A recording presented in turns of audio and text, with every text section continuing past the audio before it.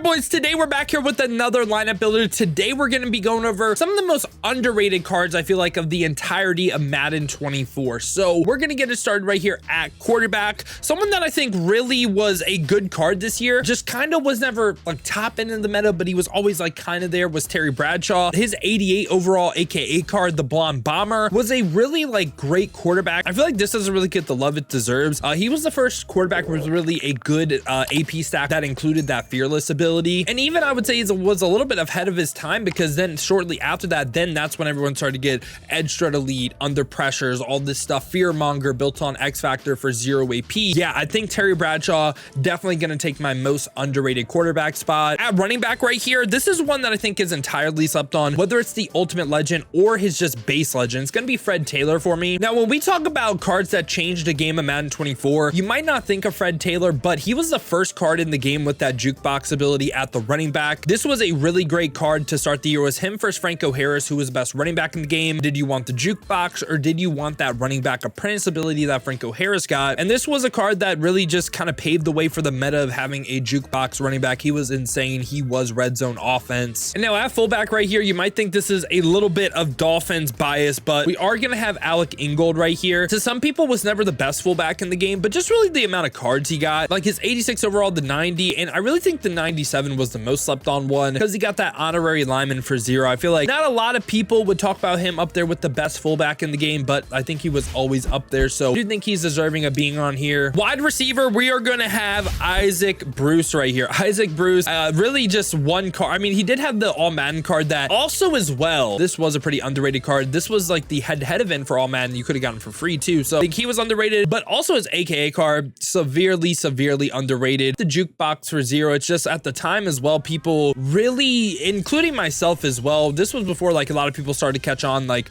oh, the short players get really good possession catch animations. And yeah, I just never really thought this card got the love it deserved. At wide receiver 2 right here, I am gonna have Alec Pierce.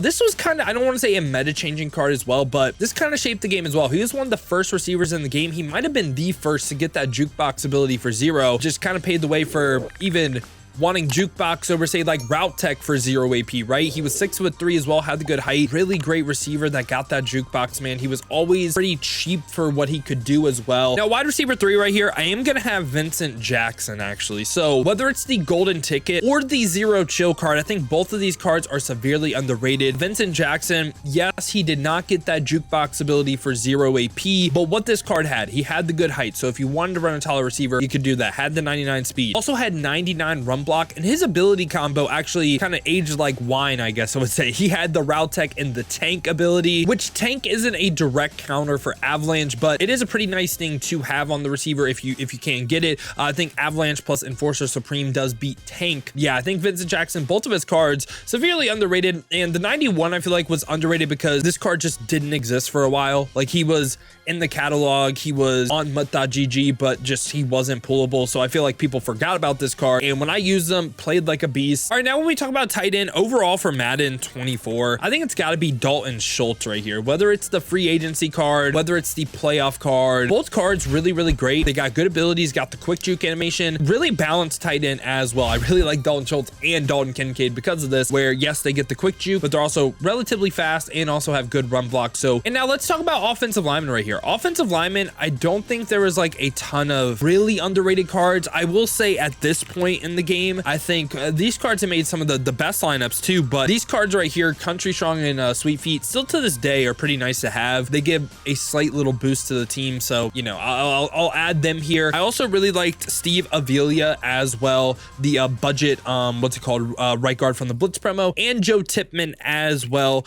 These were just cards that I think were even better than some of the best offensive linemen in the game, because these two guards right here were really fast, and this was before we really cared about abilities on the offensive line. Now, besides these cards right here, some people I want to mention are, say, like Olu Fashanu, Graham Barton, a lot of these rookie cards right here, like for instance, right, let's pull up Olu Fashanu's card right here. He gets the nasty streak for 0 AP, right? The reason why I think this is underrated is the fact that like a lot of the meta of the game was just toting that pill, right? Getting the nasty streak, while they didn't get secure protector, the nasty streak for 0 can really make some of the run plays pop. So while they aren't like top end linemen in my opinion, I think they could have a slight little role like as utility players. And yeah, this is what the offensive side of the ball is looking like. Let's get into defense. sense. Now at free safety right here, I am going to go ahead and say Jesse Bates. So Jesse Bates, whether it was the golden ticket, the team of the year, the zero chill, the team of the week, the basely, I feel like all of these cards were always like right there in the meta, like top end cards in the game. I feel like when we talk about, oh, who was the best free safety throughout entirety of Madden 24,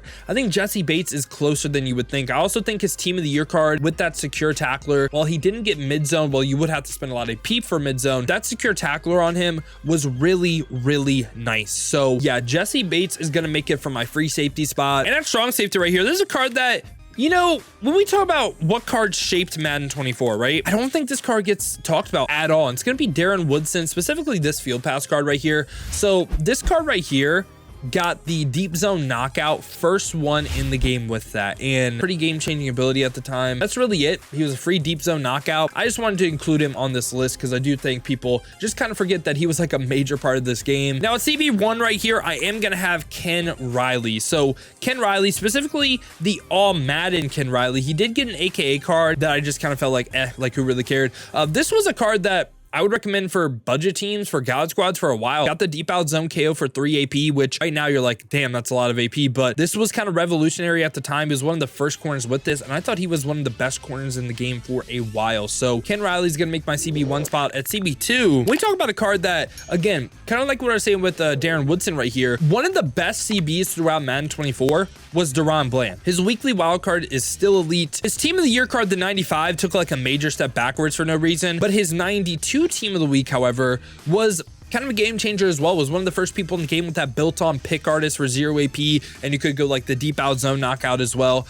This card was amazing, and he was, again, one of the best corners in the game. So yeah, I just feel like he had two just really elite cards that, again, people may have forgot about. Now at CB3 right here, I am gonna have Jair Alexander. This was a spot that I thought was really kind of up in the air. There could be a lot of options, but Jair Alexander has a lot going for him. Got that universal coverage as a pre-lit on this card, where after 3 plays going to be on the entire game. Got the out of my way ability, which actually started to, again, kind of age like wine, where it was really nice at the end of the year with all the vanguards, all the, like, you know, nasty streaks, all this stuff, right? The heavy run game, and got the mid zone knockout, got the pick artist as well. He was a great card, and feel like he was a card that had crazy longevity as well. I think people knew, like, when he dropped, sure, he could honestly be argued best corner in the game, but he still had arguments for like months upon months. Like, he was a beastly card. Also, his playoff card, one of the best slots in the game. His most feared card was, again, up there with best corner in the game, fit the most feared theme team, and even his basely, I thought,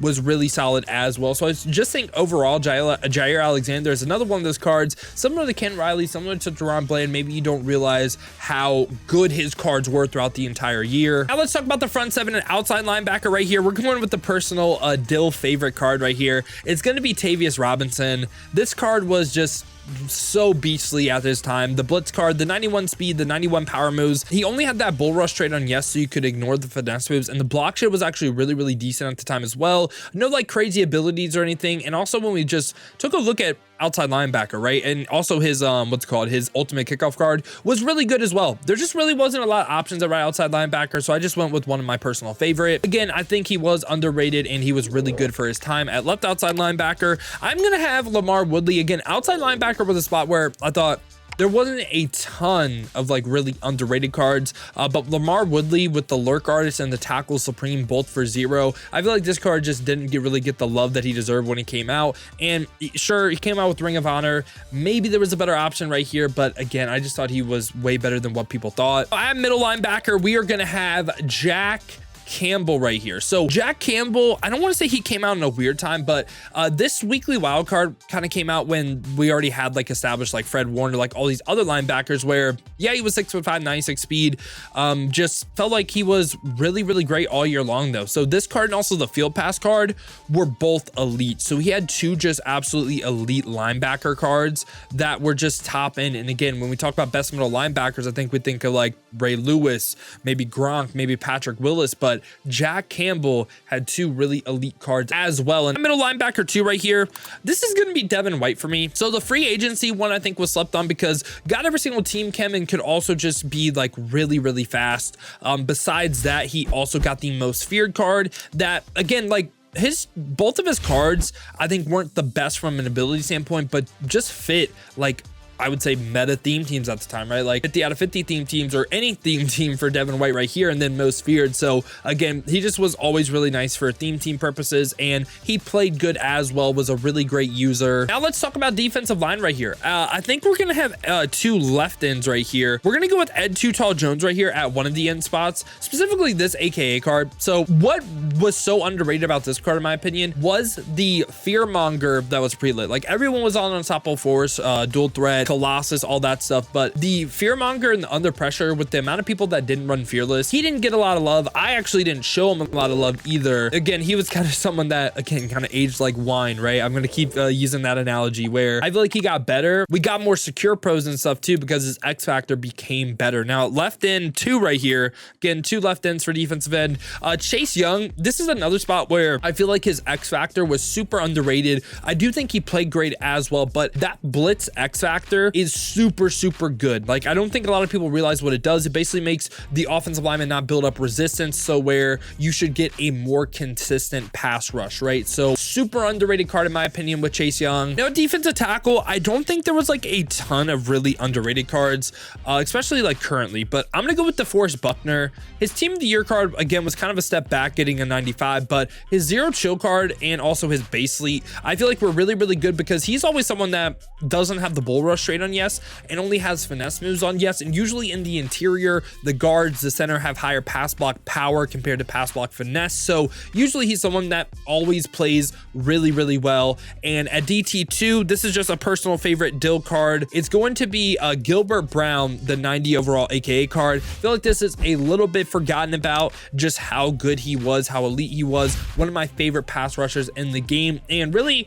for kicker and punter, I don't really think there was anyone underrated. Like, it's hard to be underrated as like an offensive lineman or like a kicker and punter. I feel like we understand what we're getting with you, but yeah, boys, this has been my all underrated team for Madden 24 Ultimate Team. Let me know your guys' thoughts down below in the comments. Let me know if I left anyone off this list that should have been on it. Now, if you guys did enjoy this video, you enjoy content like this, make sure to leave a like and subscribe. Also, I usually stream here on YouTube and Twitch, 2 p.m., 6 p.m. Eastern every single day, but I'm currently away for vacation. I hope you guys have been enjoying the YouTube videos we've been dropping on the channel. The streams will resume when we're back in town. And if you guys do want to watch them, make sure to go ahead and hit that noti bell as well. You'll be notified every time I upload or go live here. Or if you want to watch on the Twitch, check the links in the description, hit that Twitch with the follow. But if you guys do want another video to watch, check out this one right here.